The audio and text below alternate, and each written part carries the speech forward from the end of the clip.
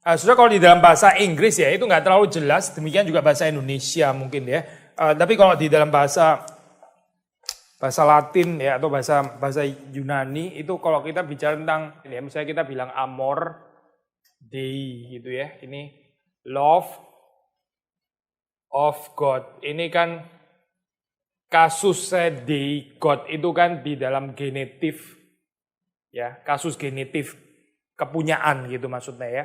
Either kita terjemahin God's love atau love of God gitu. Nah, genitif itu dibagi dua, saya bisa genitif autoris atau subjektivus ya, atau genitif objektivus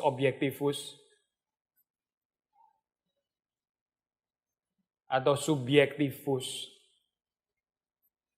Maksudnya gini saya, kalau kita bilang amor dei itu bisa amor yang dari Allah atau amor kepada Allah, nangkep nggak? Love of God itu bisa di dalam pengertian genitif subjektivus, yaitu Allah sebagai subjek yang mengasihi. Kasih Allah itu maksudnya adalah kasih yang dari Allah gitu ya. Itu namanya genitif subjektivus. Atau juga bisa Allahnya itu sebagai objek. Maksudnya kasih Allah in the sense of kasih kepada Allah. Kasih kepada Allah kan juga bilang love of God juga kan sebetulnya kan ya. Manusia mengasihi Allah ya, kasih kepada Allah. Itu bahasa Inggrisnya ya love of God. Maksudnya love of God dalam pengertian love to God gitu. Bukan di dalam pengertian God's love, God who loves us, tapi kita yang mencintai Allah. Nah kebiasaan ya. Sehingga waktu kita bicara, nah ini pendahuluannya kita bicara gift of the Spirit ya, sama sebetulnya gitu. Gift atau plural, kalau plural sih sudah kemungkinannya satu ya. Sebetulnya kayak tunggal baru bisa ada kemungkinan dua, objektivus atau subjektivus gitu. Coba saudara jelasin artinya gimana? Karunia Roh Kudus gitu. Coba jelasin dong, pengertian subjektivus gimana, pengertian objektivus gimana? Tadi ngerti kan yang ini kan ya? Coba sama prinsipnya, coba jelasin ini dong, gimana? Ya, Roh Kudus yang memberikan karunia, itu yang mana? Subjektivus, betul kan ya? Jelaskan ya. Karunia Roh Kudus, yaitu karunia yang diberikan oleh Roh Kudus gitu. Roh Kudus subjeknya, itu genitivus subjektivus namanya. Nah kalau penjelasan genitif objektivus gimana? Iya betul, Roh Kudus sebagai apa? Karunia gitu. The gift of the Spirit, maksudnya the gift ya from the Father, which is the Spirit gitu. The gift from Christ, which is the Spirit. So the gift of the Spirit, bukan di dalam pengertian Roh Kudus yang memberikan karunia, tapi ya Roh Kudus itu karunia nih maksudnya. Nah ini loh saya, judulnya kita hari ini kan itu gitu. Roh Kudus sebagai apa? Karunia terbesar bagi gereja. Roh Kudus sendiri itu gift, dia itu adalah pemberian dari Kristus. Ya. Yang terbesar yang diberikan Kristus bagi gerejanya yaitu rohnya sendiri. Ya, itu roh Allah, itu Roh Kudus, itu Roh Kristus sama ya dipakai istilah sinonimus. Nah, kita ingin membahas bagian ini ya. Jadi dalam pengertian genitif objektivus di sini. Edmund Clooney ya, kalau nggak salah dia memulai buku, kalau nggak salah sih buku Eklesiologi, Doctrine of the Church ya. Dia mulai kira-kira dengan kalimat saya agak sedikit paraphrasing ya. Ada dua kecenderungan gereja yang sama-sama ekstrem gitu. Satu gereja itu merasa seperti kayak sangat memiliki Roh Kudus, seperti kayak Roh Kudus itu ada di dalam genggaman tangannya mereka gitu ya. Benar-benar possessing memiliki Roh Kudus sampai nggak ada transendennya gitu, sampai itu seperti kayak sesuatu yang saya pegang di dalam tangan saya gitu, saya jadi subjeknya. Roh Kudus itu betul-betul objek yang saya pegang dan sebagainya. Saya yakin sekali saya memiliki Roh Kudus dan kuasanya. Ini satu ekstrem gitu. Ekstrem yang lain adalah gereja yang terlalu sungkan dengan Roh Kudus. Gereja yang nggak sadar bahwa Roh Kudus itu diberikan sebagai milik kita juga. Gitu. Tapi penghayatannya itu hanya kita yang milik Tuhan. Tapi kita nggak pernah menghayati bahwa kita juga memiliki Tuhan sebetulnya. Gitu. Kita dan Tuhan itu kita saling memiliki. Kita miliknya Tuhan, Tuhan juga miliknya kita. Itu covenant formula kan itu ya. Allah itu miliknya Israel, Israel itu milik Allah gitu ya. Yahweh itu adalah Allahnya Israel dan Israel adalah umatnya Yahweh. Jadi kita melihat di situ saling memiliki ya. Yang betul itu saling memiliki. Kalau kita cuma merenungkan di dalam pengertian bahwa ya ini transendensi Roh Kudus itu berdaulat dan sebagainya. Tapi kita itu nggak mengejar kepenuhan Roh Kudus ya. Seperti nggak tahu kalau Roh Kudus itu diberikan kepada gereja dan itu berarti ada satu penghayatan yang kurang gitu. Ini yang tulis orang reform by the way, bukan orang non reform gitu. Jadi dua ekstrim. Satu sisi seperti kayak sense of belonging terlalu tinggi sampai nggak menghayati transendensi Roh Kudus. Sisi yang lain kelewat menghayati atau one-sidedly ya. Satu sisi hanya menghayati transendensi Allah ya. Demikian sungkan penekanan tentang kedaulatan Allah dan sebagainya. Tapi nggak sadar bahwa Roh Kudus itu juga diberikan kepada gereja gitu. Ini speak saya agak khawatir satu hal kita nggak tahu saudara di dalam persiapan saudara apa gitu ya ada di dalam pikiran saudara gitu. Dari klip yang sudah dibikin dan sebagainya ya jelas lah ya maksudnya memang ini peperangan rohani dan sebagainya gitu. Tapi saya ada sedikit kekhawatiran terhadap orang reform gitu maksudnya. Nah, saudara pikir speak ini adalah speak yang untuk mengoreksi, which is benar loh, nggak salah loh ini, untuk mengoreksi apa itu gereja-gereja yang punya konsep salah tentang Roh Kudus ya dan perlu dikembalikan kepada konsep Alkitab gitu.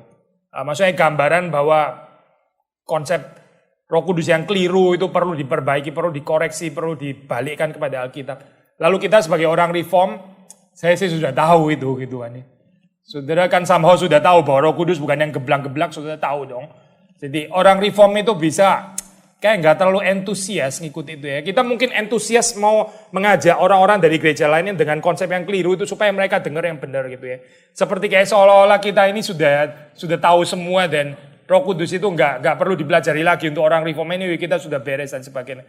Memang sih doktrin kita beres itu kita nggak debatin itu doktrin Roh Kudus kita memang benar beres itu sesuai dengan Alkitab. Tapi ada penghayatan ya yang kita itu bisa miss gitu dan sehingga ini ini introduksi sih actually ini ya malam ini ya saya ingin ajak kita bergumul bersama-sama gitu. Kita bisa dapat penghayatan doktrin Roh Kudus yang seperti apa untuk kita gitu. Bukan untuk yang gereja-gereja itu ya, yang perlu dikoreksi tadi gitu. Tapi doktrin Roh Kudus yang seperti apa yang kita bisa pelajari gitu. Bukan cuma untuk mereka. Cuma untuk mereka itu nanti saudara cuma jadi mediator, jadi apa itu namanya tukang calo atau whatever istilah. Saudara nggak cari untung sih, cuma calo dalam pengertian ngejualin tiket gitu. Tapi saudara sendiri nggak nonton gitu maksudnya. Ini jual-jualan tiket tapi sendiri nggak ada sesuatu yang seperti kayak kita belajar itu sayang sekali gitu. Seperti saudara tahu speak ini kan memang Patong kan nggak mau jadi berkat untuk GRI saja gitu kan ya. The speak itu visinya kan mestinya jadi berkat untuk Jakarta, untuk gereja-gereja lain, untuk sinode lain dan sebagainya gitu. Tapi jangan lupa dalam kurung GRI juga termasuk loh. Ini bukan cuma untuk gereja lain, GRI kayaknya kita sudah tahu semua lah, kita ulang-ulang dari dulu. Bukan gitu, tapi kita ada banyak hal yang kita bisa gali lagi dari Alkitab. Saya pas lagi di ini Chinese Department STT lagi ngajar doktrin Roh Kudus jadi sekalian persiapan gitu ya. Dan speaker kita juga Roh Kudus kayaknya semua di dalam rajutan ilahi. Kita nggak ada waktu untuk bahas ini ya secara terlalu keseluruhan gitu. Tapi kalau di New Testament misalnya, Old Testament ada lagi gitu, tapi di New Testament kalau saya baca Perjanjian Baru, itu doktrin Roh Kudus ya, itu Lukas itu ada distinctive pneumatology, Yohanes itu punya distinctive pneumatologi, Paulus sudah pasti ada pneumatologi kita karena suratnya banyak sekali, jadi kita bisa belajar di situ ya. Tapi seperti Injil Matius, seperti Injil Markus, meskipun ada pasti singgungan tentang eskatologi, pneumatologi gitu ya. Tapi sebetulnya konturnya itu nggak terlalu nggak sejelas seperti di dalam Lukas, seperti di dalam Yohanes dan seperti di dalam Paulus gitu. Mungkin saya hari ini sedikit lebih konsentrasi ke Paulus ya. Nah kalau saudara membaca di dalam tulisan Paulus ya, nggak ada chapter tertentu bahas extensively tentang Roh Kudus. Misalnya kayak seperti di Yohanes, itu kan saudara tahu konsentrasi di pasal 14 dan 16 itu kan pembicaraan tentang Roh Kudus di sana ya. Tapi kalau Paulus itu jadi Roh Kudus, doktrin Roh Kudus itu jadi struktur ya. Struktur itu maksudnya apa sih? Meresapi semua doktrin gitu. Jadi waktu kita bicara tentang doktrin Allah, di situ ada Roh Kudus ya. Waktu bicara tentang doktrin Kristus, di situ ada Roh Kudusnya. Waktu bicara tentang soteriologi, antropologi, di situ ada Roh Kudusnya juga. Gitu. Sehingga ini apa ya, seperti kayak structure of thought gitu di dalam tulisan daripada Paulus. Itu semuanya adalah pneumatologi, kita bisa mengatakan seperti itu. Maksudnya meresapi semua doktrin-doktrin yang penting. Beberapa penekanan ya. Misalnya di dalam soteriologi ya, itu kalau kita membaca Roh Kudus, the gift of the Spirit, maksudnya karunia Roh Kudus sebagai karunia.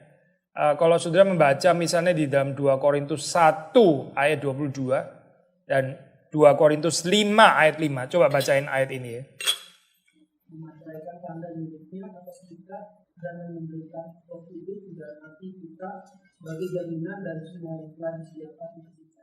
Ya, istilah jaminan deh, jaminan itu. Ada istilah meterai juga, seal, ada jaminan. Lalu terus 5 ayat 5, tolong, masih di 2 Korintus 5 ayat 5. Tapi Allah lah yang justru mempersiapkan kita untuk kali dan yang mengaruniakan roh kepada kita sebagai jaminan segala sesuatu yang telah disediakan. Ya, bahasa Inggris mungkin lebih enak ya ngomongnya. First installment, sudah tahu installment ya. Bahasa kredit gitu ya. Bukan Tuhan kredit sama kita ya, bukan gitu. Tapi sudah tahu istilah first installment ya. Ini harganya segini, installment ya 1/10-nya, terus ntar itu first installment. Even pakai istilah down payment ya, arabon di dalam bahasa bahasa apa Yunani. Ntar kita baca di dalam ayat lain. Itu betul-betul istilah istilah dagang gitu. Tapi ini istilah yang baik ya. Waktu di Indonesia pakai istilah jaminan. Jaminan itu sudah tahu istilah first quote ya, bahasa Belanda, first quote kalau orang Indonesia ngomongnya. Ya. DP itu ya, first quote. Itu garansi di dalam pengertian itu, jaminan ya. Jaminan. Apa sih yang terkandung di dalam pengertian jaminan? Ini loh tadi, saya nyambung sama perkataan Edmund Clooney tadi ya. Jaminan itu double meaning gitu. Di satu sisi itu sudah diberikan kepada kita gitu kan ya. Tapi di sisi yang lain baru jaminan, nangkep nggak? Jadi ada already ini, ada not yet. Ini kan konsep klasik di dalam reform ya. Kesalahan gereja itu either penekanan terhadap already sampai nggak ada not yet-nya gitu ya. Terlalu memiliki menguasai Roh Kudus gitu sampai nggak ada not yet-nya. Persoalan di dalam jemaat Korintus atau kelewat menghayati not yet sampai nggak ada already-nya gitu. Perhaps itu persoalan di dalam banyak gereja ini ya, Protestan gitu. Seperti kayak sepenuhnya belum benar-benar ini ya. Kita itu kayak nggak dapat apa-apa, secuil pun juga enggak gitu. Padahal di dalam Alkitab istilah yang dipakai itu first installment ya. Dan itu pasti, itu jaminan Roh Kudus itu sudah diberikan. Kepenuhannya ya, in full measure itu nanti kelak, itu eschatological gitu. Tapi di sini dan sekarang kita sudah bisa mengalaminya, kita sudah bisa menikmatinya dan seterusnya. Itu keindahan istilah jaminan gitu. Jadi bukan cuma nuansa kepastiannya saja ya, tapi juga di dalam pengertian belum dan sudah itu tadi gitu. First installment. Nangkep ya bagian ini ya. Saya bisa kait ini sama pembicaraan tentang musik, tentang backbeat dan sebagainya. Itu apa? Foretaste ya, cicipan-cicipan itu ya.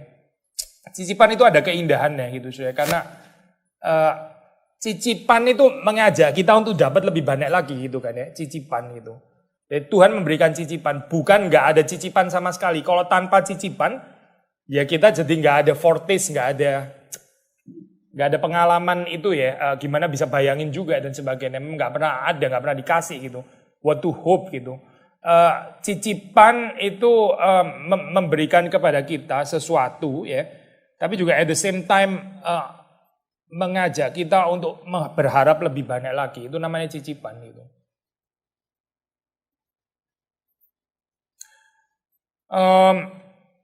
Nah, ini kalau sudah membaca di dalam tulisan Paulus ya, relasi dari Roh Kudus dengan doktrin Kristus, ya, ini orang-orang Kristen yang dibaptis melalui karunia Roh Kudus, ya, atau Roh Kristus atau Roh Allah, itu mereka mengalami orientasi yang baru, determinasi yang baru.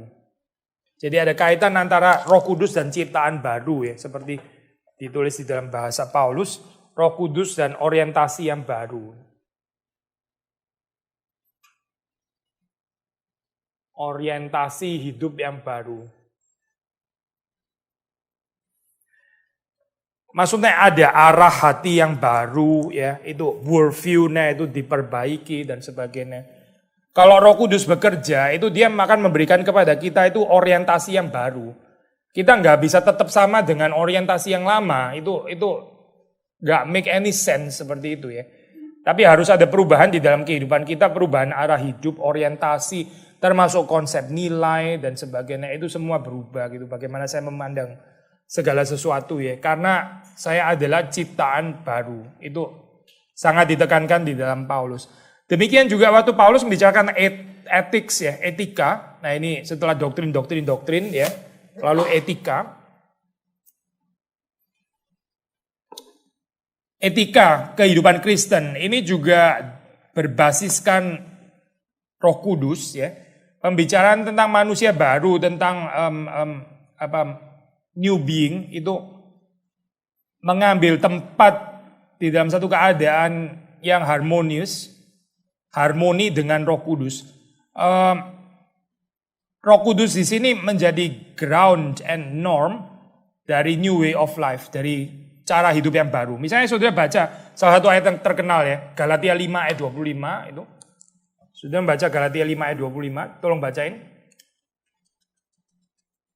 Itu setelah pembicaraan tentang buah roh kan, seperti saudara tahu ya. Ini 25-nya bicara apa?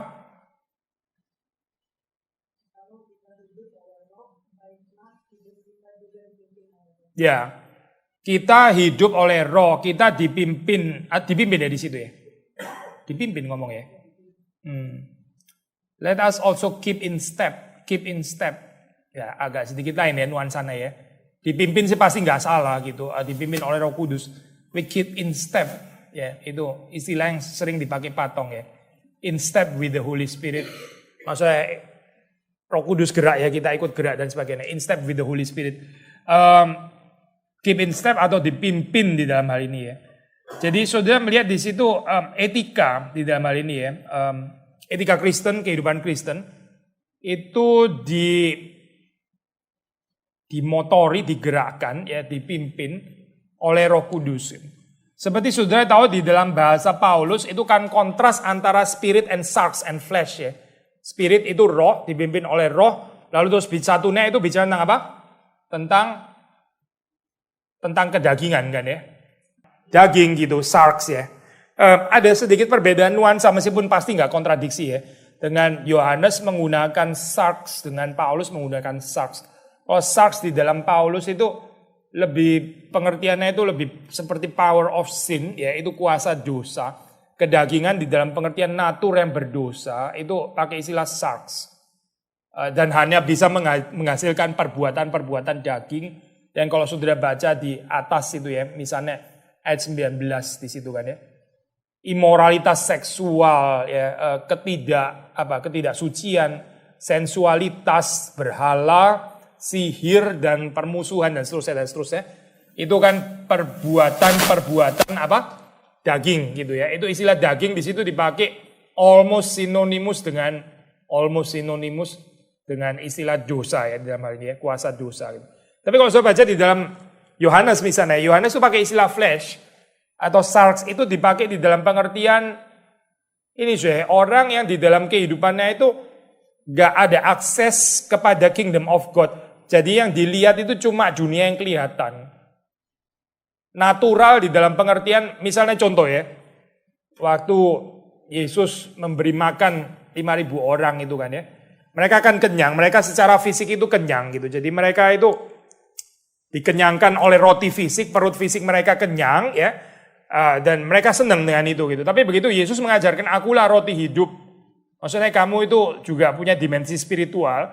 Dan dimensi spiritual juga bisa lapar secara spiritual. Dan karena itu mesti mendapatkan makanan spiritual. Mereka nggak ngerti gitu. Mereka nggak bisa accessing itu gitu. Mereka nggak bisa masuk kepada spiritual realm, kepada wilayah rohani itu. Nah itu dimungkinkan oleh Roh Kudus. Makanya Yohanes bilang, kecuali seseorang itu dilahirkan oleh roh, ya, dia nggak bisa masuk ke dalam kerajaan Allah. Dia nggak bisa melihat kerajaan Allah. Dia nggak bisa masuk ke dalam spiritual realm itu. Jadi yang dilihat itu selalu adalah physical realm. Ya, saudara masih ingat ya, Tuhan Yesus bicara sama perempuan Samaria. Dia bicara tentang air hidup. Perempuan itu bilang apa? Berikanlah aku air seperti itu supaya nggak usah datang ke sumur lagi gitu. Tuhan Yesus bicara tentang air hidup, dia masih bicara tentang air sumur. Dia bicara tentang air yang diminum secara fisik. Padahal Tuhan Yesus mau bergerak kepada spiritual reality di dalam hal ini ya. Nah istilah sarx di situ ya, istilah flesh, istilah daging di dalam Yohanes itu dipakai di dalam pengertian orang yang hanya melihat dunia yang kelihatan, berurusan hanya dengan hal-hal jasmani gitu, hal-hal lahiriah. Tapi nggak pernah peduli dengan hal-hal rohani di dalam hal ini ya. Nah itu istilah daging. Nah, Yesus bilang, coba kita baca ya di dalam Yohanes ini ya. Daging sama sekali tidak berguna. Itu di Yohanes 6 ayat berapa ya itu ya. 63 ya. Ya, it is the spirit who gives life. Rohlah yang memberi hidup. Daging ya, sarx itu nggak berguna gitu. Nah ini kalau kita salah baca ya, Zwingli indeed salah baca sih bagian ini gitu. Bisa sedikit mirip seperti kayak pandangan platonik gitu. Pandangan platonik seperti roh itulah yang memberi hidup ya. Daging sama sekali nggak berguna. Padahal istilah daging di sini dipakai di dalam vocabulary-nya Yohanes itu daging maksudnya adalah ya ini orang yang cuma puas hanya dengan hal-hal lahiriah saja. Itulah yang disebut daging gitu. Daging itu nggak berguna, is no help. Maksudnya nggak bisa menolong kamu di dalam hal-hal rohani kecuali pneuma, kecuali spirit, kecuali roh itu yang memberikan hidup ya. Jelas ya bagian ini ya. Jadi saudara mendapati kontras antara sarx atau daging dan roh. Dan Paulus juga pakai kontras yang sama, daging, sarx dan roh. Tapi pengertian sarx di sini ada sedikit nuans perbedaan ya. Kalau saudara membaca di dalam Galatia misalnya itu, dia bilang tentang works of the flesh. Nah ini menarik soalnya kalau saudara eksegit ya. Coba saudara try itu eksegese ini. Kontrasnya works of the flesh. Ini works itu perbuatan daging ya. Lalu kontrasnya apa? Dikontraskan dengan apa? Apa bahasanya Paulus? Apa? Ya betul, buah roh, fruit of the Spirit ya. Coba saudara eksegese, saudara bisa. Pertama ya, kontras pertama yang kelihatan daging, roh gitu kan ya. Nah terus apa lagi? Saudara bisa kontrasin apa lagi?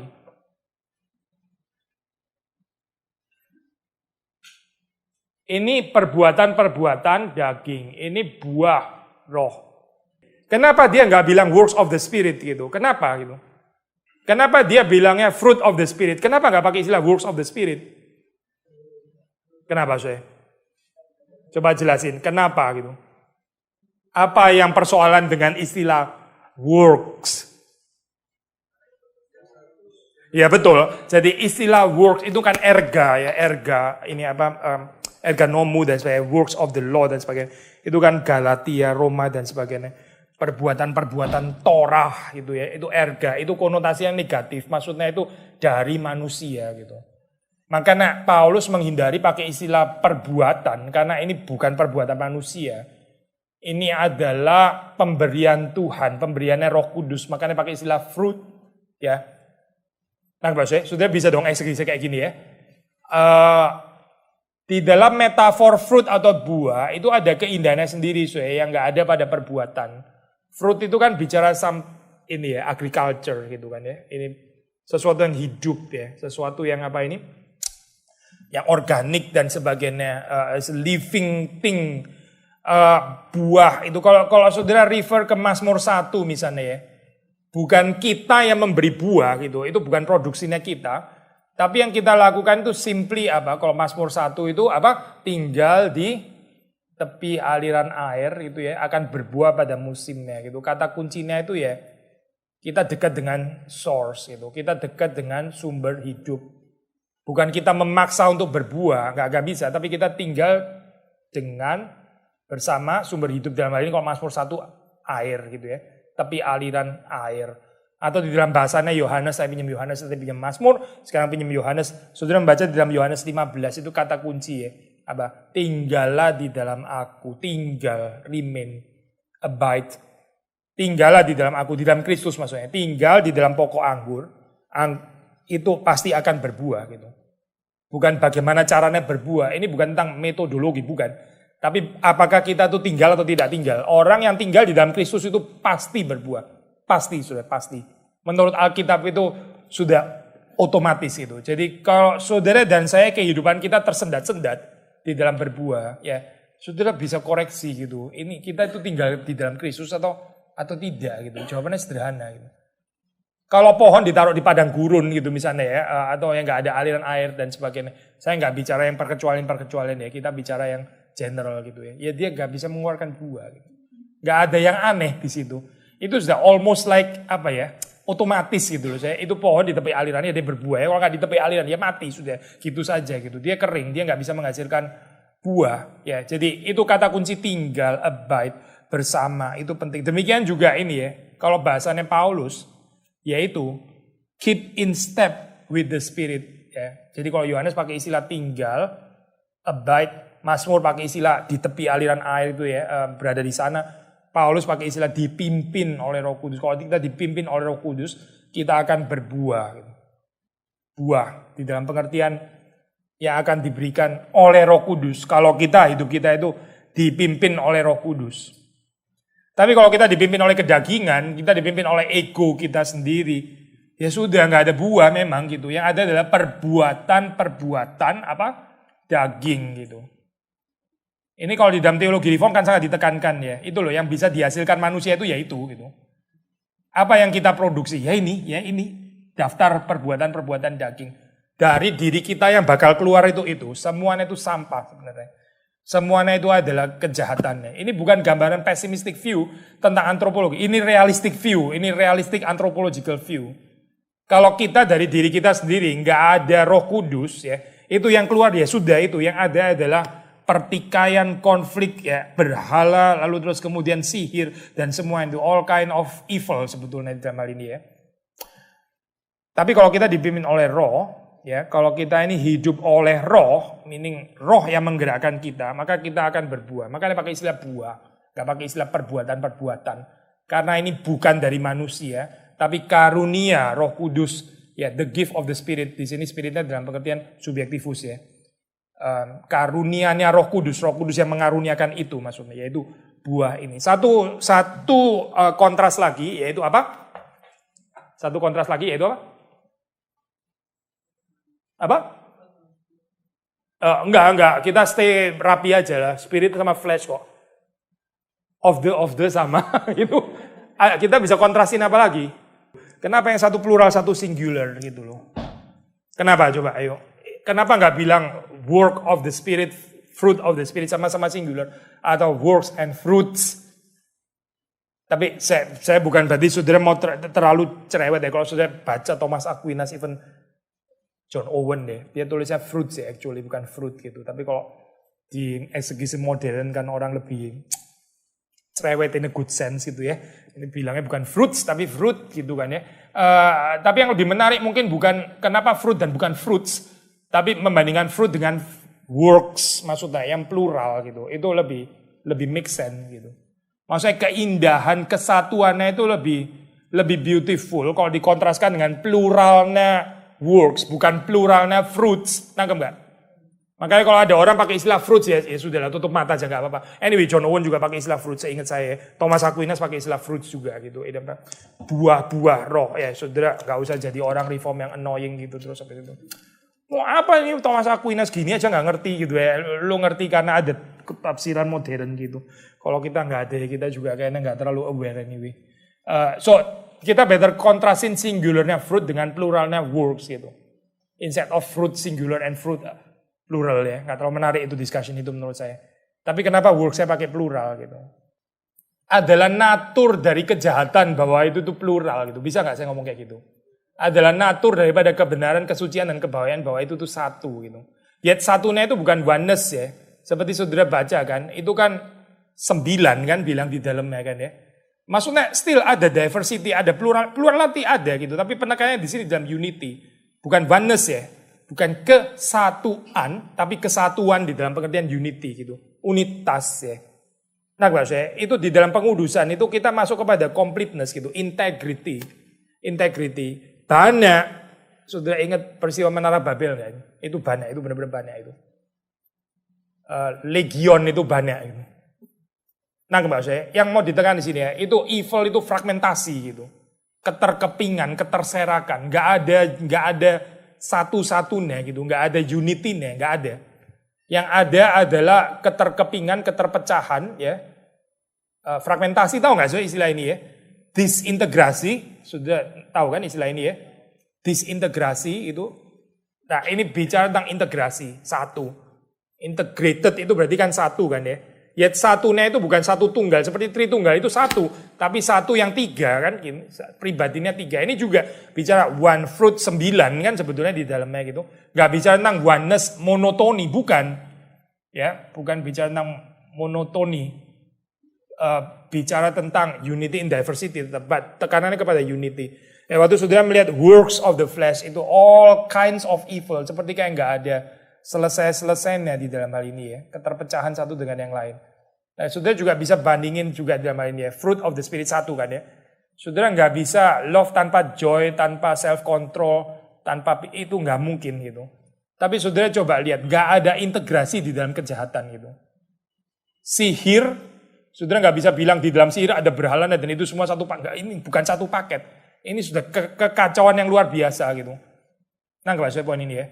Tapi kalau sudah bicara tentang kasih, sukacita, damai sejahtera, ini kan benar-benar satu gitu. Saudara nggak bisa cuma dapat kasih tanpa damai sejahtera kan nggak bisa gitu. Tapi ini ada perjinahan, apalagi ada permusuhan, konflik, percideraan, ada ini dan sebagainya itu luar biasa kacau di dalam hal ini ya. Fragmentasi dan kita melihat gambaran yang chaos di situlah, chaotic gitu. Ya, perhaps itu last kontras antara fruit of the spirit and works of the flesh ya, perbuatan. Gak ada kesatuan di dalam kejahatan ya. Nah, kalau saya poin ini. Orang di neraka itu actually sangat kesepian satu dengan yang lain. Saudara jangan pikir di neraka ada semacam persekutuan orang-orang jahat. The fellowship of the wicked, no such thing, gak ada fellowship di sana itu. Orang jahat itu bukan bersekutu, orang jahat itu hidup sendiri. Gak ada orang benar itu di dalam persekutuan. Gitu. Gak ada persekutuan di dalam kejahatan.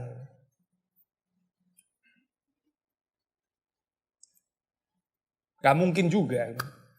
Gak ada integrasi. Gak ada koherensi. Tahu gak? Kalau kita bicara tentang kebaikan, orang yang mengasihi harusnya dia ada damai sejahtera. Itu kita bisa membicarakan koherensinya. Kalau gini berarti ini gini. Tapi di dalam kejahatan ini sama sekali nggak works, ini sama sekali nggak patut dibicarakan gitu. Dia yang berzina, dia berzina berarti juga harus bermusuhan dan sebagainya. Perhaps iya, perhaps nggak tertarik lah kita bicarain ini. Dia mau spesialisasi di dalam perzinahan ya terserah gitu maksudnya. Ada nggak orang berzina yang generous, dermawan gitu? Ada nggak? Ada. Nggak make any sense kan? Nah Mbak. Apakah berzina harus sangat pelit sekali gitu? Apakah Uncle Dagobert itu pezina? Sudahlah, gak ngomong itu lagi, sudah cukup.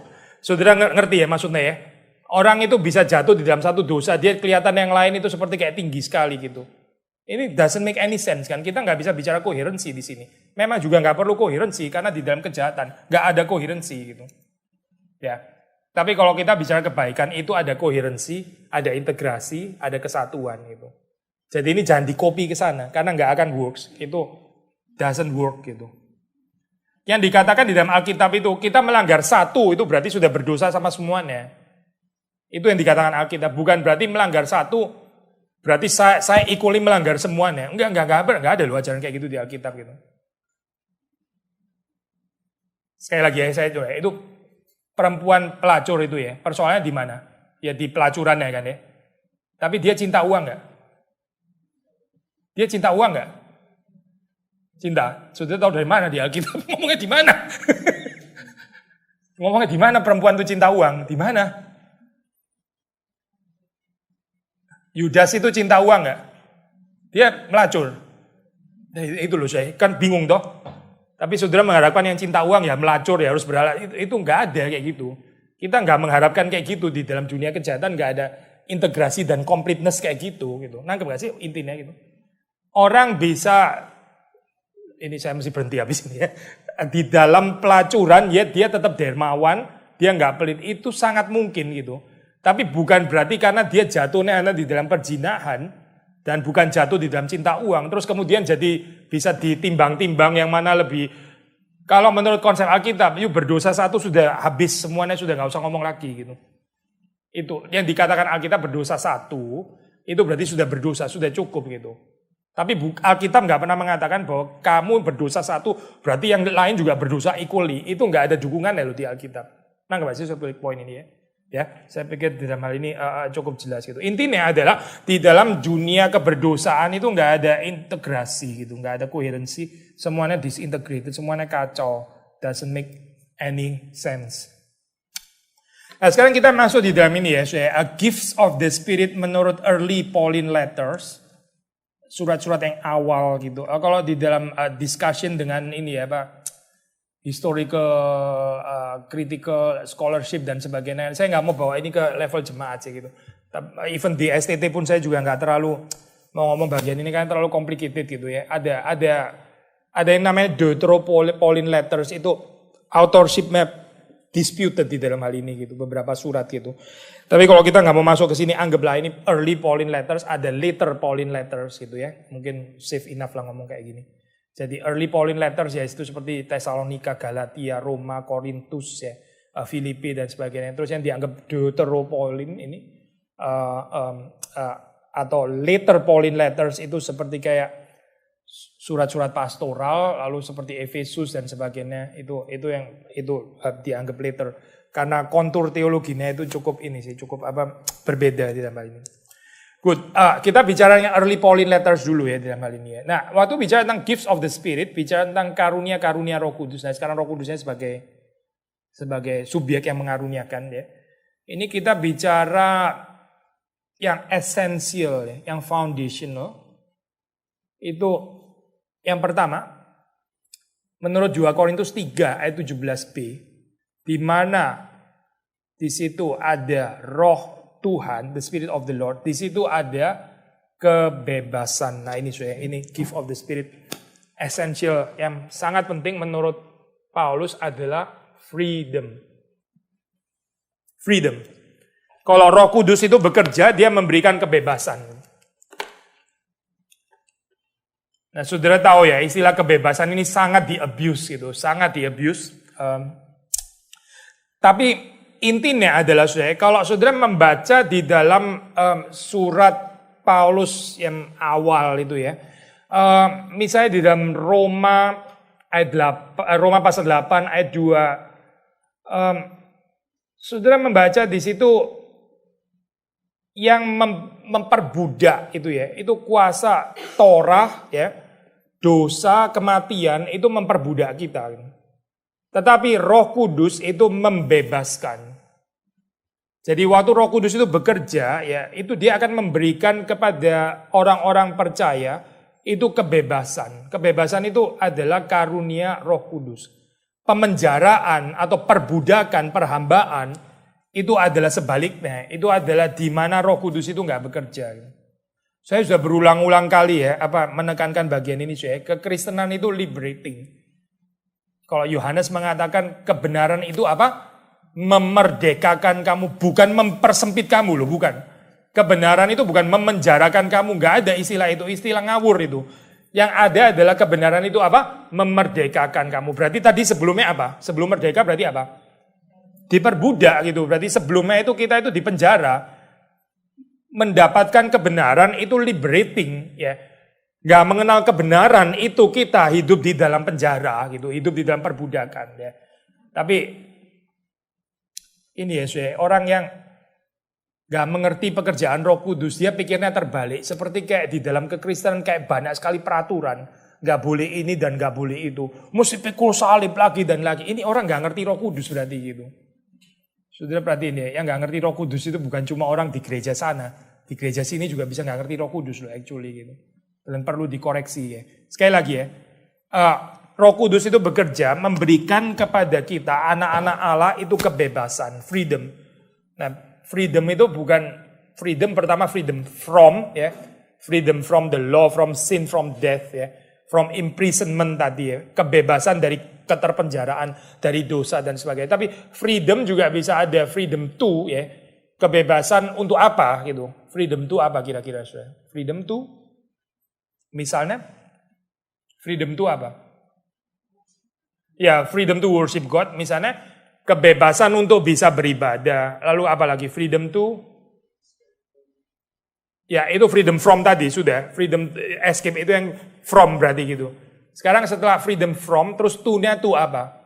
Kita setelah bebas dari dosa, kita bisa apa gitu? Freedom to apa? To apa misalnya? Iya betul, to love God and to love neighbors. Itu penting sekali gitu. Kita nggak bisa mencintai, itu penjara kalau menurut Alkitab gitu. Kita nggak bisa mengampuni, itu penjara gitu. Tapi kita bisa mengasihi, kita bisa mengampuni, ya, kita bisa memberi, ya, itu freedom, gitu. Itu adalah kebebasan. Nah, kalau saudara membaca di dalam ini ya, surat-surat Paulus di situ, misalnya di dalam Roma 8 ayat 15, itu dikatakan kamu tidak menerima roh perbudakan, ya, yang membuat kamu takut. Tetapi kamu menerima spirit adopsi, ya, yang melaluinya kita itu bisa berseru, ya Aba, ya Bapa. Saudara perhatikan di sini ya, freedom itu dikaitkan dengan apa? Spirit of adoption. Ini loh ya, spirit adopsi. Adopsi itu berarti apa saudara? Anak ya. Anak, lalu lawan katanya di sini kan enslavement, freedom ini apa? Perbudakan ya. Perbudakan, ini keterpenjaraan, perbudakan, ini berarti apa? Ini ketakutan, ya, fear, tadi bicara tentang ketakutan, lalu bicara tentang apa? Ya budak, kalau ini anak, ini budak, gitu kan ya. Saudara perhatikan ya, budak itu ya, waktu menaati firman Tuhan ya, dia itu terpaksa gitu. Dia seperti kayak harus. Segala sesuatu itu jadi harus gitu. Itu berarti budak gitu. Sekali lagi ya, kalau saudara berurusan dengan firman Tuhan, saudara rasa ini berat gitu. Mungkin saudara belum lahir baru loh. Sekali lagi ya, kalau saudara berurusan dengan firman Tuhan, saudara rasa ini bukan beban yang manis, ini bukan beban yang ringan, saudara rasa ini sebagai sesuatu yang berat. Sangat mungkin saudara itu belum lahir baru, belum dilahirbarukan oleh Roh Kudus. Karena orang yang dilahirbarukan oleh Roh Kudus itu nggak begitu. Anak itu ya, waktu taat kepada bapaknya, bukan karena ketakutan, bukan gitu. Dia juga nggak takut mati, dia juga nggak takut hukuman, tidak gitu. Tapi kalau kita masih takut mati, takut hukuman dan sebagainya, itu kemungkinan besar ya, belum ada kelahiran kembali di dalam kehidupannya. Lalu bagaimana? Kalau belum dilahirbarukan, ya dia mesti minta kepada Tuhan, minta belas kasihan Tuhan, supaya Tuhan melahirbarukan dia. Gitu. Baru kita bisa ada orientasi yang baru tadi. Gitu.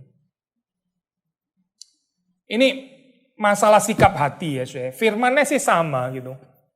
Kasihlah Tuhan Allahmu dengan segenap hatimu. Gitu kan ya, sama kan ya.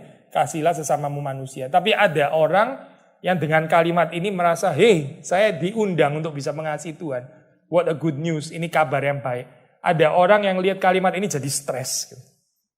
Kasihlah Tuhan Allahmu dengan segenap hatimu. Terus dia pikir, kok Tuhan egois gini ya? Giliran dia mengasihi saya kapan coba gitu. Nah ini loh saya. Itu bukan orang lahir baru kayak begitu. Jadi undangan untuk mengasihi Tuhan dianggap sebagai satu horor. Sesuatu yang berat ya. Seperti kayak dia itu harus selalu menyangkal diri. Akhirnya gak ada kekuatan juga gitu. Karena gak ada Roh Kudus. Karena gak ada Roh Kudus yang menggerakkan. Dia berusaha dari kekuatannya sendiri. Makanya Yohanes bilang, kecuali seseorang itu lahir baru ya. Dilahirkan oleh Roh Kudus. Dia gak melihat kerajaan Allah.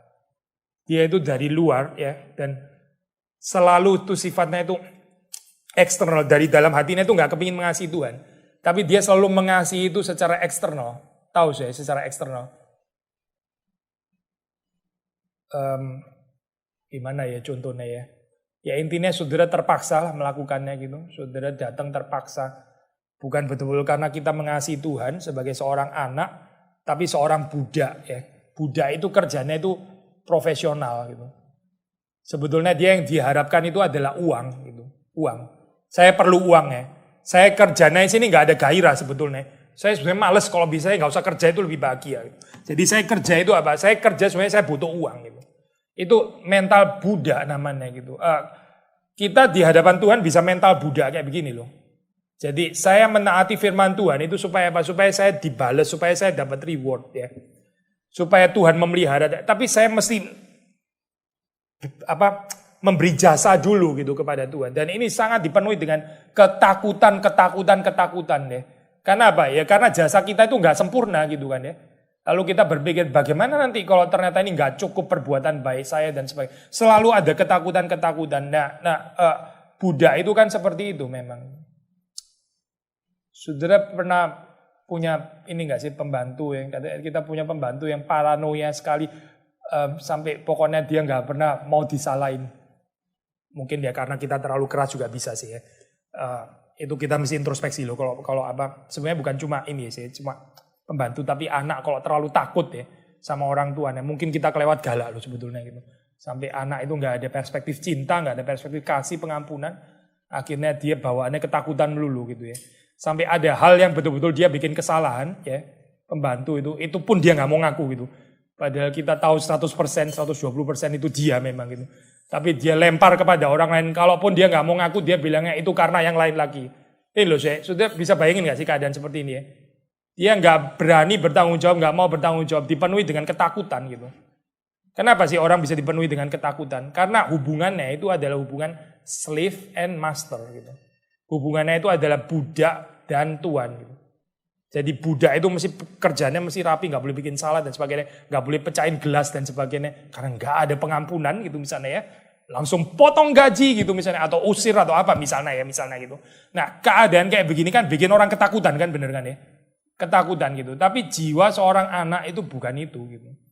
Jiwa seorang anak itu percaya kepada orang tuanya kalau dia pecahin gelas. Ya dia tahu dia nggak akan diusir keluar dari rumah gitu, karena dia anak gitu. Seorang anak ya, kalau dia bikin kesalahan, dia tahu bapaknya itu nggak akan putus hubungan. Mulai sekarang lu bukan anak lagi, kenapa? Karena lu pecahin gelas gitu. Nggak akan kan ya. Jadi anak itu ada kepercayaan, ada security ya.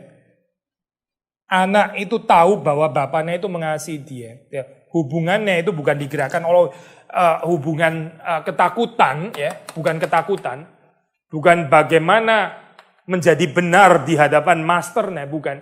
Tapi hubungannya itu adalah hubungan kasih, hubungan cinta. Dan kalaupun mau pakai istilah fear ya, itu ada istilah dari orang-orang Puritan ya. Filial fear dan servile fear itu dua hal yang lain ya. Takutnya seorang anak dan takutnya seorang budak itu dua hal yang lain. Takutnya seorang budak itu di dalam gambar yang tadi saya jelaskan ya, itu apa? Ketakutan dihukum, ketakutan dipecat, ketakutan nggak dipelihara dan sebagainya gitu ya.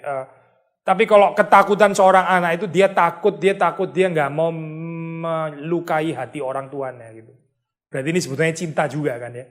Dia takut bukan di dalam pengertian takut seorang budak, tapi filial fear itu dia takut sebagai seorang anak yang menghargai bapaknya. Dia akan kecewa sekali kalau dia melukai hati orang tuanya. Itu ketakutan yang positif maksudnya. Kalaupun mau pakai istilah fear ya. Karena di dalam Alkitab juga ada dua istilah ini. Ada fear of the Lord itu kan pakai istilah fear ya. Takut akan Allah. Tapi ada ketakutan seorang budak. Yang kita bicarakan di sini ketakutan budak. Bukan ketakutan yang benar ini ya. Bukan. Tapi ketakutan seorang budak. Nah ini kalau sudah membaca di dalam tulisan Paulus ya, itu essential gift of the Spirit. Roh Kudus itu memberikan karunia freedom ya. Kita diangkat sebagai anak ini oleh Roh Kudus. Kita identitasnya itu anak bukan budak, dan karena itu kita tidak dikuasai oleh ketakutan. Kita dikuasai oleh cinta dan dikuasai oleh kasih.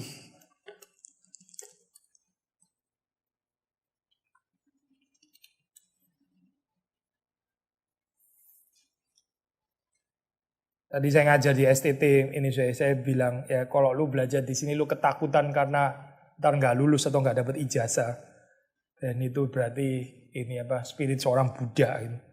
Karena spirit anak itu bukan itu gitu. Spirit anak bukan ketakutan nggak lulus ntar kalau nggak ada ijazah terus nggak bisa dapat kerjaan jadi hamba Tuhan gimana, itu bukan spirit anak.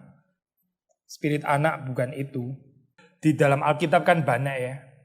Cerita prodigal son, anak yang sulung itu kan spirit Buddha sebetulnya gitu. Saudara bisa gali sendiri gitu. Orang-orang yang berusaha untuk menaati Torah ya secara eksternal, secara lahiriah itu Buddha gitu, bukan dari dalam hatinya gitu. Bukan secara internal, bukan dari batinnya, tapi secara eksternal.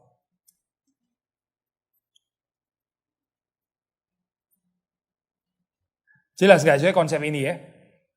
Mencintai dari dalam hati. Nah itu dikaruniakan oleh Roh Kudus. Nah karena kita adalah anak, kalau saudara membaca masih di dalam Roma ya, Roma pasal 8, tadi kan kita baca ayat 15. Roma 8 ayat 17, di situ dikatakan sebagai anak-anak Allah, orang-orang percaya itu juga menjadi ahli waris bersama Kristus. Ahli waris bersama Kristus. Nah sekarang saya terusin ya. Ahli waris bersama Kristus. Apa yang diwarisi? Kalau saudara baca di dalam Roma 8 ayat 15. Roma 8 ayat 17. Yang diwarisi itu adalah penderitaan dan kemuliaan. Sekali lagi ya, penderitaan dan kemuliaan. Ini ya, saya jelasin ya. Cuma anak yang berani, yang dengan bebas bisa mewarisi penderitaan. Budak itu melarikan diri. Nah, maksudnya logik ini ya. Sudah baca di dalam Yohanes 10 kan ya. Gembala upahan, hired hand, orang upahan. Waktu serigala datang, dia melarikan diri karena dia bukan gembala. Gembala itu ada sense of belonging. Gembala itu ada perasaan memiliki. Ya, ini rumah saya, ini domba saya, ini keluarga saya, ini gereja saya gitu ya. Maka waktu ada kesulitan penderitaan, dia bukan caw gitu, dia bukan melarikan diri. Nah, saudara lihat di sini ya logiknya ya. Ini logika anugerah namanya. Ini apa yang seringkali nggak dimengerti ya. Justru anak yang rela menderita itu anak gitu. Yang nggak mau menderita itu sebetulnya Buddha gitu. Jangan dibalik ya, saudara, jangan dibalik itu. Saudara lihat teologi yang aneh sekarang ya. Dibilang katanya anak yang anak itu nggak menderita. Saudara pernah dengar kan ya konsep kayak gini ya. Anak itu nggak menderita, dibebaskan daripada penderitaan. Gak ada dasar Alkitabnya sama sekali. Kalau sudah baca dalam Alkitab, anak-anak gampang yang diluputkan daripada penderitaan. Itu yang bukan diakui sebagai anak. Ya budak itu gak harus ikut menderita. Karena itu bukan urusannya budak. Budak melarikan diri, it's just correct. Memang lu bukan anggota keluarga kok gitu loh. Tapi kalau anak, yaitu orang tuanya menderita, ya dia menderita juga di dalam hal ini. Misalnya saya pakai ilustrasi ya. Saya bukan sedang membicarakan penderitaan bapak loh, bukan. Ini lagi pakai ilustrasi gitu. Penderitaan satu rumah ya semuanya gitu. Kita ini heirs with Christ. Yesus itu menderita sebagai anak menderita, maka bersama dengan Kristus kita juga mewarisi penderitaan. Kenapa sih? Karena di dalam penderitaan itu kita tetap yakin bahwa Tuhan itu mengasihi kita gitu. Kenapa kita nggak berani menderita? Kita takut menderita karena nggak cukup pemahaman tentang kasih. Yang paling menakutkan di dalam penderitaan itu adalah saya tidak dikasihi. Bukan penderitaannya sendiri, bukan saya penderitaan. Coba saudara baca ceritanya itu loh, orang-orang martir bisa dengan gagah kayak begitu menghadapi api. Bukan 1-2 kan yang kayak gitu ya. Kenapa saya? Karena mereka begitu yakin ya, mereka itu dikasihi Tuhan. Jadi penderitaan itu langsung direlativisasi dengan keyakinan dikasihi Tuhan. Gitu. Tapi celakalah orang yang menderita kecil saja, tapi dia nggak ada perasaan dikasihi Tuhan. Itu habis ya, hidupnya habis itu. Jadi Roh Kudus itu membawa kita ya sebagai anak yang dikasihi. Tuhan tuh mengasihi kita, dan karena kita punya keyakinan bahwa kita dikasihi, maka kita juga berani menderita gitu. Gak ada persoalan dengan penderitaan. Saya bukan menggambarkan penderitaan by the way. Waktu kita menderita pasti ada pergumulan gitu. Ini bukan sedang boasting apa kayak sombong sekali terhadap penderitaan, bukan itu ya. Doa Bapa kami kan berdoa jangan membawa kami ke dalam pencobaan, lepaskan kami daripada yang jahat. Itu maksudnya kerendahan hati gitu. Jangan menantang penderitaan gitu. Tapi betul juga di dalam pengertian bahwa penderitaan itu bisa direlativisasi oleh pemahaman seseorang tentang cinta kasih Tuhan. Gitu. Sekali lagi ya, karena kita ini anak, karena kita ini dikasihi, maka kita itu bisa rela menderita. Coba saudara pakai ilustrasi sederhana aja lah ya. Saudara kalau hujan-hujan beli obat ya, saudara tahu orang yang saudara beli obat itu orang yang mengasihi saudara dan yang saudara kasih. Ini love relationship. Gak jadi persoalan kan? Tapi saudara gerimis saja gak usah hujan gitu ya. Tapi itu saudara beli untuk musuhmu gitu misalnya ya. Itu gak rela sama sekali. Bukan masalah gerimis atau hujan terus, bukan gitu. Tapi ini ada hubungan cinta atau gak ada hubungan cinta? Waktu gak ada hubungan cinta, itu apapun juga jadi berat gitu. Apapun itu jadi penderitaan gitu, penderitaan mental. Ya. Kenapa sih? Karena gak ada cinta kasih. Tuhan itu cinta, Tuhan itu kasih, dan dia mengasihi kita. Dan dia mengundang kita untuk masuk di dalam cerita cinta kasih itu gitu. Tapi dunia ini mengundang saudara untuk masuk di dalam cerita kebencian, kepahitan, sakit hati, dan seterusnya gitu. Dan itu akan melumpuhkan kita sampai gak bisa gerak akhirnya. Karena apa sih? Gak driven by love. Akhirnya menggantikan itu adalah ketakutan. Ketakutan demi ketakutan, demi ketakutan, demi ketakutan. Karena gak ada cinta kasih di dalamnya.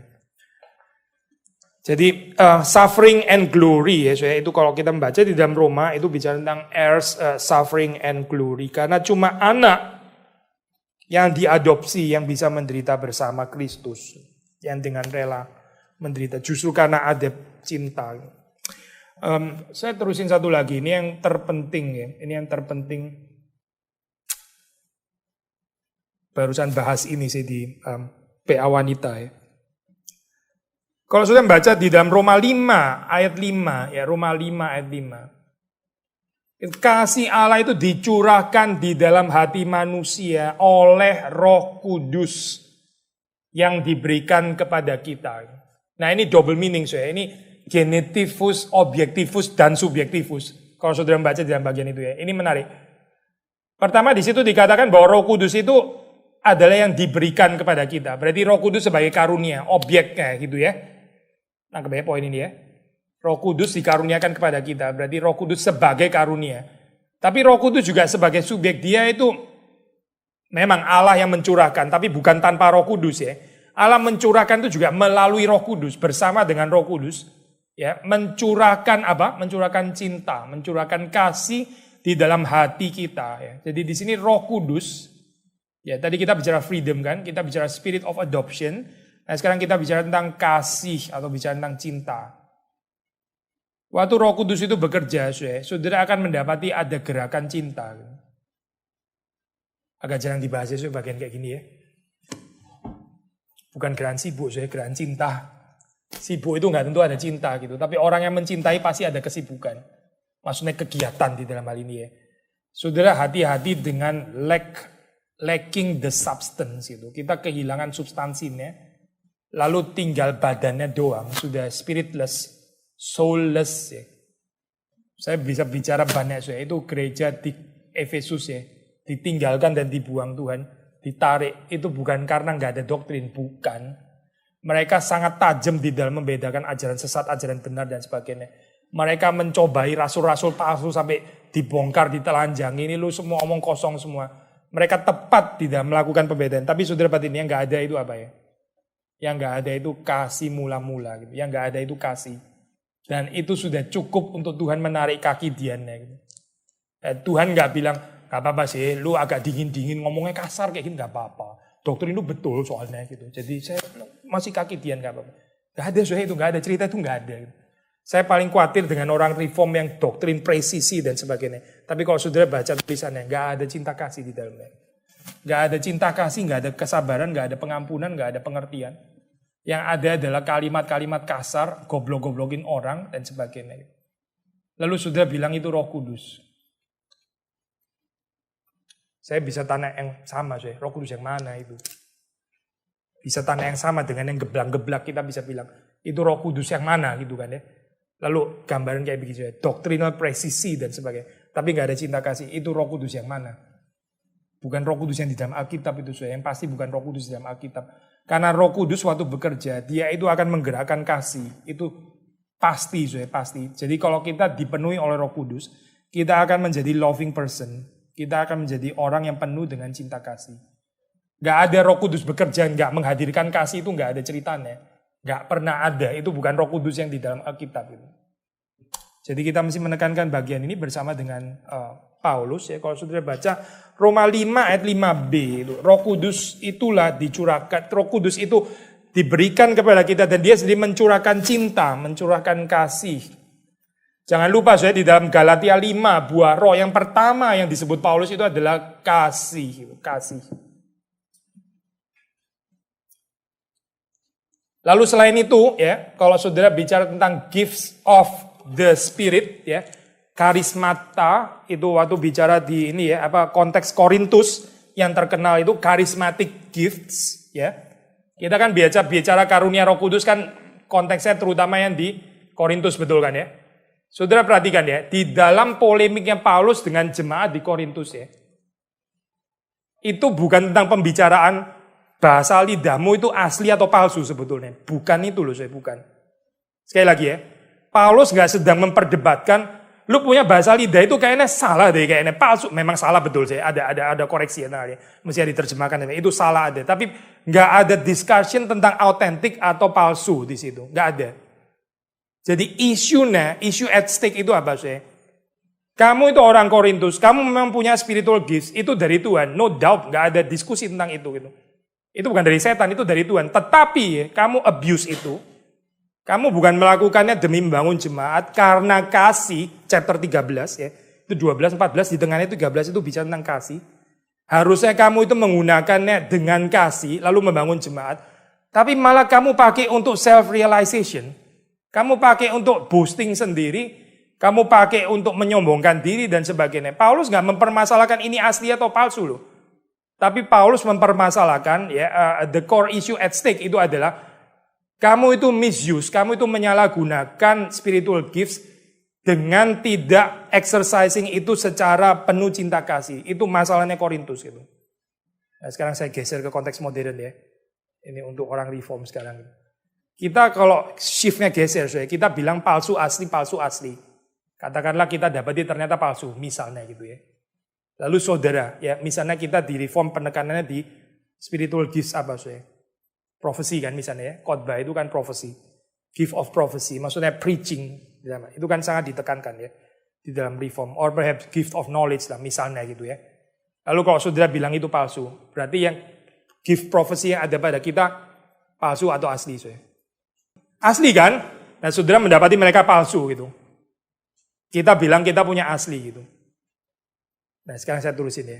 Padahal mungkin kita juga abusing juga gift itu untuk self-realization dan bukan driven by love. Akhirnya kita sama persis di dalam kritiknya jemaat Korintus. Tapi kita nggak kena kritik itu. Karena apa? Karena kita mainnya dipalsu sama asli. Saudara nangkep nggak poinnya? Persoalannya Paulus itu terutama bukan masalah autentik atau nggak autentik. Bukan itu isunya. 13 itu ya, ini kan 12-14. Dia bicara tentang karunia Roh Kudus 12-14. Itu tengahnya, itu bicara tentang kasih jalan yang lebih utama, yang paling utama. Ini loh, core-nya ini. Paulus bicara tentang ini ya, pasal 13. Kamu punya karunia iman, memindahkan gunung sekalipun. Itu benar-benar karunia, itu gift of faith. Sampai bisa memindahkan gunung, mountains. Tapi kamu gak ada kasih, ya itu gak ada gunanya. Sampai yang paling tinggi, saya singkat saja. Yang paling tinggi itu apa? Martyrdom. Gak ada yang lebih tinggi dari martyrdom. Kamu menyerahkan tubuhmu untuk dibakar. Itu spiritualitas pada zaman itu gereja mula. Gak ada yang bisa di atas martyrdom. Itu sudah paling puncak. Itu mati seperti Kristus. Itu betul-betul satu karunia yang gak diberikan kepada semua orang. Cuma segelintir kecil orang saja yang boleh mengalami itu. Dianggap layak oleh Kristus. Lalu Paulus bilang, kamu martyrdom sekalipun ya. Tapi kalau itu bukan karena cinta, itu gak ada gunanya. Zero gitu. Yang sedang diperjuangkan Paulus itu bukan keaslian karunia, bukan. Yang diperjuangkan itu adalah cinta atau kasih gitu. Tapi kalau kita shift geser ya. Geser penekanannya, kita jadi masuk di dalam polemik asli gak asli dan sebagainya. Bukan berarti itu gak ada tempat, itu ada tempatnya. Tapi kita kehilangan fokus akhirnya gitu. Ya, saudara bisa gak punya gift of knowledge, tapi self-realization, individualistik, dan bukan untuk membangun. Mungkin nggak itu?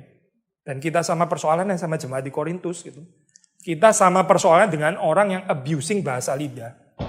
Sama persoalannya, persis sama. Karena apa? Karena tidak ada kasih di dalamnya gitu.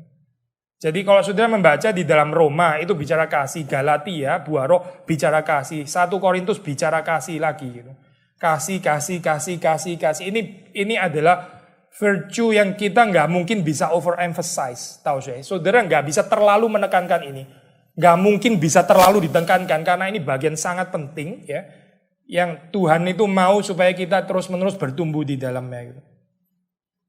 Jadi sekali lagi ya, kalau Roh Kudus itu bekerja, dia akan membawa kita kepada kehidupan yang mengasihi. Lalu terus kemudian pelayanan kita, ya kegiatan kita dan sebagainya itu semuanya digerakkan oleh kasih. Ya kalau kita bertumbuh di dalam kasih. Bukan bertumbuh jadi bersedia jadi martir gitu ya. Itu kelihatan seperti sangat bertumbuh kan ya. Jadi orang takut-takut sekarang saya mau jadi martir gitu ya. Enggak tentu bertumbuh itu saya, enggak tentu bertumbuh. Karena Paulus bilang kalau bukan digerakkan oleh kasih itu enggak ada gunanya. I gain nothing. Nothing yaitu nothing saya, nothing, nol maksudnya gitu. Katanya Paulus. Jadi sekali lagi saya kalau sudah membaca di dalam teologi Paulus di dalam hal ini ya, pneumatologinya itu sangat-sangat menekankan kasih. Meskipun kita bicara kasih itu juga sangat ditekankan di dalam Yohanes ya. Yohanes juga ada theology of love yang sangat-sangat ekstensif itu dibahas baik di dalam suratnya maupun di dalam Injil yang dia tulis. Saya kutip Schneller ya, Udo Schneller, dia bilang, as the first and greatest gift,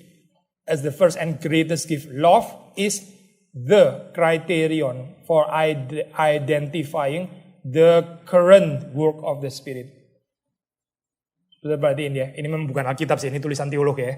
Tapi dia bilang love is the criterion. Dia bukan bilang love is one of so many criteria, plural. Tapi love is the criterion. The kriteria gitu. Kriteria itu gitu. Untuk bisa mengenal, ya, kalau kita mau pakai pinjam bahasa Alkitab. Untuk bisa membedakan karunia roh, ya, membedakan discerning the spirit.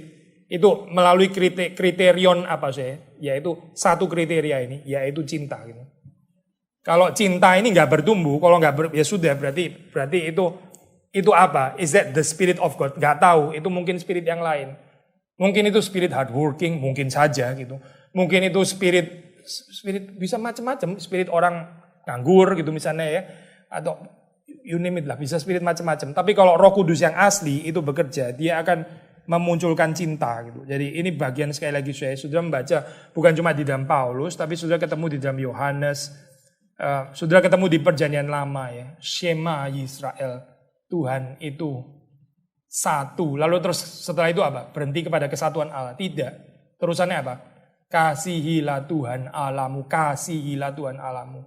Shema Yisrael itu bicara tentang cinta, bicara tentang kasih. Karena Tuhan itu satu, maka kasihilah dia dengan segenap hatimu. Sudah tangkap nggak logiknya? Kalau Tuhan itu 10, misalnya ini ya, ini bukan kalimat penghujatan ya. Maksudnya variasi yang salah. Kalau Tuhan itu 10, maka kamu boleh membagi-bagi hatimu. Nangkep gak sih?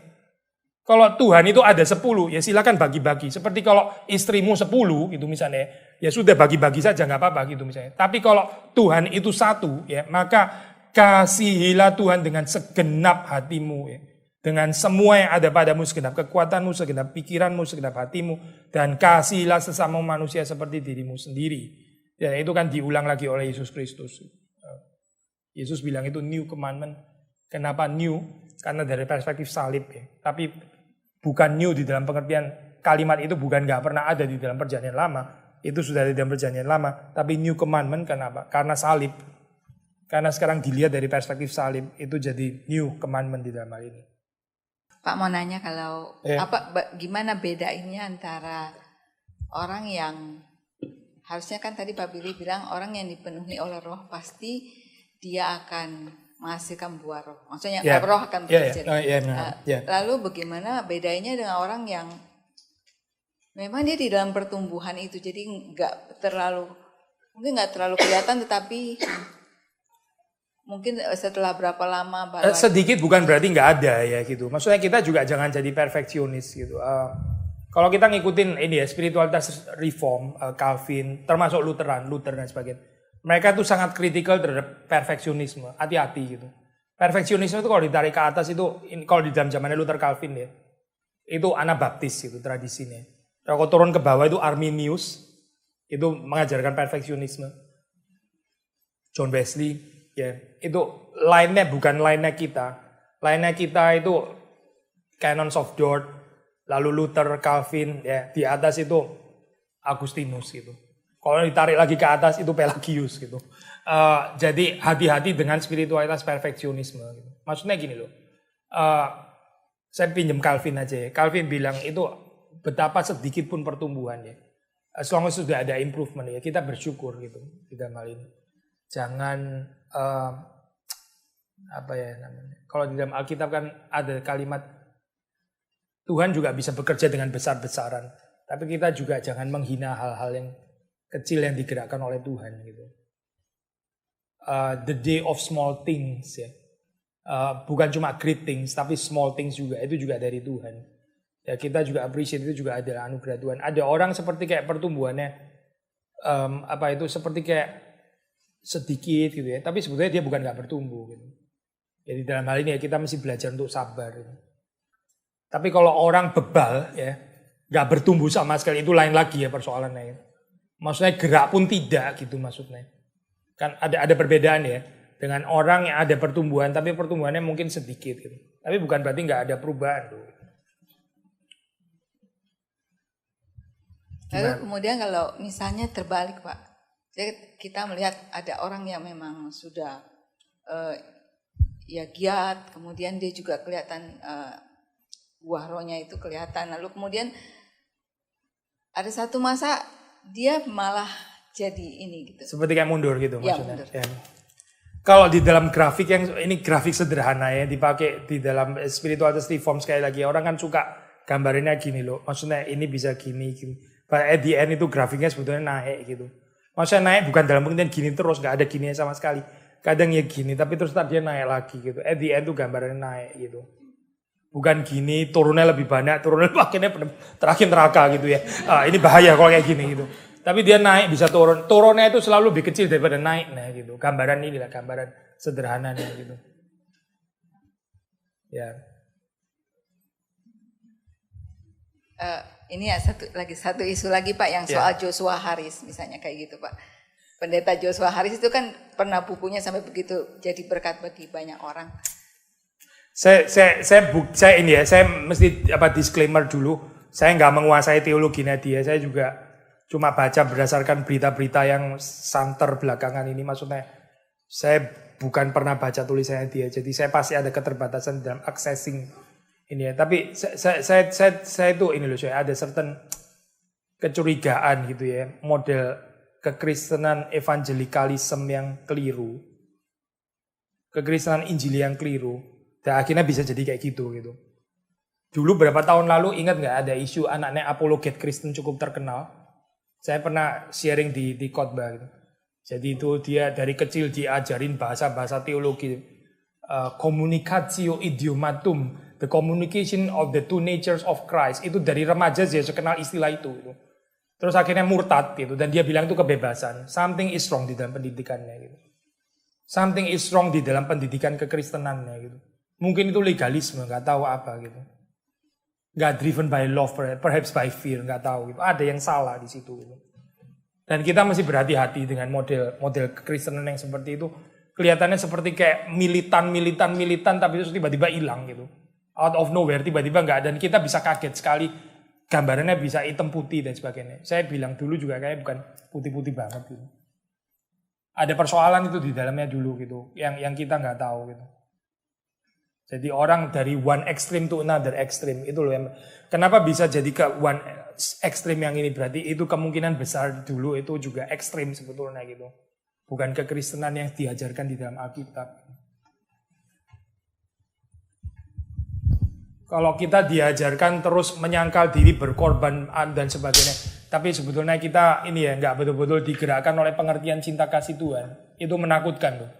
Suatu saat itu orang akan lelah gitu. Betul, suatu saat itu orang akan kapok gitu, akan jelas. Saudara pernah nonton Truman Show? Nah, Kak, setiap kali ngomong film kan kayak gini responnya. Truman Show itu orang seperti kayak hidup dipelihara di satu studio raksasa gitu. Sampai suatu saat dia nabrak, dia baru tahu ternyata ada dunia luar gitu. Jadi itu orang yang nggak ada exposure di dalam hidupnya. Jadi dia hidup dalam studio raksasa, semuanya disetting ya. Ada cerita lautnya laut bikinan. Diceritain papanya pernah tenggelam di laut, padahal bukan tenggelam di laut, keluar dari studio maksudnya gitu. Dan sebagainya. Ada satu kejadian jatuh lampunya studio jatuh, sampai dia bingung dari langit kok bisa ada jatuh lampu ya gitu. Karena gede banget gitu. Maksudnya intinya ini di dalam film itu digambarkan ini loh, orang yang dari kecil itu diprotek ya, lahirnya di situ, dibesarin di satu studio raksasa. Dia nggak ada exposure terhadap dunia lain, dunia luar. Saya takut, saya benar-benar takut, termasuk dengan orang reform kayak gini. Saya takut itu. Kali ini bukan takut yang itu maksudnya ya. Takut yang digerakkan oleh cinta kasih. Takut khawatir maksudnya gitu. Karena apa? Karena pandangannya itu nggak limpah, bukan dari kekayaan Alkitab, tapi very one-sided gitu. Sangat one-sided. Itu tinggal suatu saat mental gitu. Perhaps ya, saya nggak mau memutlakkan kalimat ini ya, mungkin ya. Mungkin kejadian daripada beberapa cerita orang Kristen yang seperti kayaknya murtad itu. Mungkin ya itu. Dulu juga kayaknya belajarnya sudah salah. Ini kita saya ngomong ke diri sendiri ya. Kita ngajar ke anak itu, ngajar ke Kristenan yang seperti apa yang kita ajar. Itu mesti sangat hati-hati loh. Kalau enggak menciptakan generasi yang seperti apa ntar. Atau ke jemaat juga termasuk. Yang di Menara Babel itu kan dimulai dengan persatuan. Lalu Tuhan pecahin kan ya. Nah itu persatuan yang ke depan itu seperti apa ya maksudnya? Persatuan ambisi manusia kan itu kan. Marilah kita menjadi satu, mendirikan kota, mencari nama untuk kita gitu. Persatuan yang mau dibangun oleh manusia. Ya ini kita bicara palsu di sini. Persatuan yang palsu yang diusahakan oleh manusia, dan karena itu karena itu persatuan yang palsu, scattered anyway gitu. Itu bukan di dalam gambaran seperti kayak Tuhan itu iri, nggak seneng kok manusia kompak gitu ya. Nggak mungkin ada kekhawatiran kayak gitu di dalam diri Tuhan. Tuhan sebenarnya cuma menyatakan bahwa yang kamu bilang kesatuan itu sebenarnya bukan kesatuan gitu.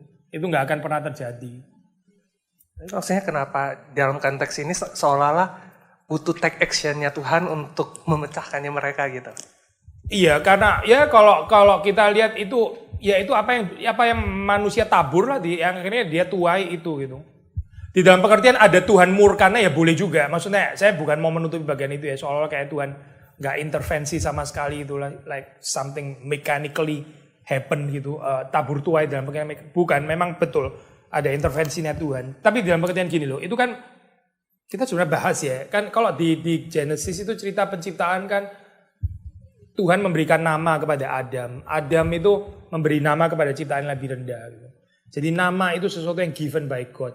Jadi ada meaning gitu di dalam ciptaan. Whereas di dalam Menara Babel kan orang itu mau mencari nama. Maksudnya mereka menolak nama yang mau diberikan oleh Tuhan. Dan mereka mau cari nama sendiri melalui apa yang mereka achieve. Gitu. Ini tipikal sebelum kebudayaan modern kita di Menara Babel ternyata sudah ini kan ceritanya ya. Melalui achievement terus membangun identitas. Kalau menurut Theology of Creation, identitas itu bukan sesuatu yang kita peroleh dari achievement kita, melainkan sesuatu pemberian Allah. Identitas kita itu kita diberi oleh Allah. Kita ini orang yang dicintai, the beloved, yang dikasih. Itu teologi anugerah gitu. Bukan bicara tentang teologi pencapaian, bukan gitu. Tapi kalau di dunia kita kan teologi pencapaian. Persis seperti di Menara Babel gitu. Kita ada achievement apa, title-nya apa, studi berapa tinggi, income-nya berapa dan sebagainya. Terus kemudian kita menilai dia siapa gitu kan. Berarti identitas dibangun berdasarkan itu. Itu cerita Menara Babel. Kalau cerita identitas Kristen itu karena Tuhan mengatakannya, karena Tuhan memberikan kepada kita. Gitu. Nah, kita dengan rendah hati menerima identitas yang kita terima dari Tuhan. Yaitu apa? Orang berdosa yang dibenarkan. Pengemis yang dikasihani Tuhan, itu identitasnya kita. Di dalam cerita itu karena manusia mau cari nama sendiri, not to mention mau membangun menara sampai ke langit. Langit kan tempatnya Tuhan ya. Maksudnya mereka mau bikin ke sana, itu semacam Yesus palsu gitu lah. Kalau langsung pakai istilah perjanjian baru. Itu kan konsep false mediator sebetulnya gitu. Mana bisa bangun mediator sampai ke langit kayak gitu. Itu kan mediatornya itu kalau di dalam perjanjian lama itu Torah, itu mediator gitu. Lalu David the King itu mediator gitu. Ada banyak mediator di dalam konsep perjanjian lama gitu. Ada imam itu mediator gitu. Tapi by no means mediator itu adalah menara yang kita bangun sendiri. Terus itu jadi kayak semacam mediator. Enggak ada itu. Itu adalah mediator bikinan manusia sendiri. Makanya dirubuhkan oleh Tuhan. Itu antikristus actually kalau kita mau tarik secara radikal. Penolakan terhadap mediatorship yang mau diberikan oleh Yahweh. Enggak diordin oleh Tuhan. Tapi manusia mencari mediator sendiri. Tadi yang Bapak bilang soal lahir baru.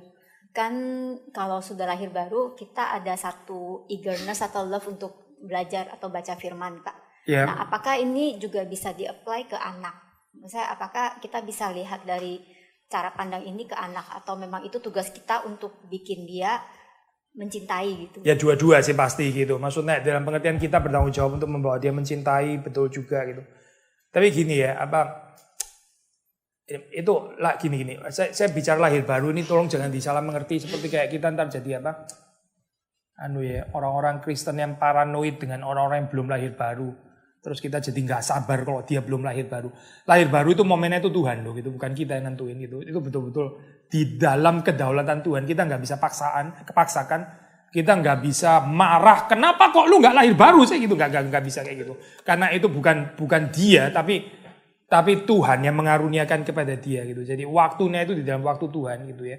So, saya pikir prinsip ini juga kita mesti terapkan kepada anak gitu. Dari panggilan kita orang tua ya kita nabur terus gitu.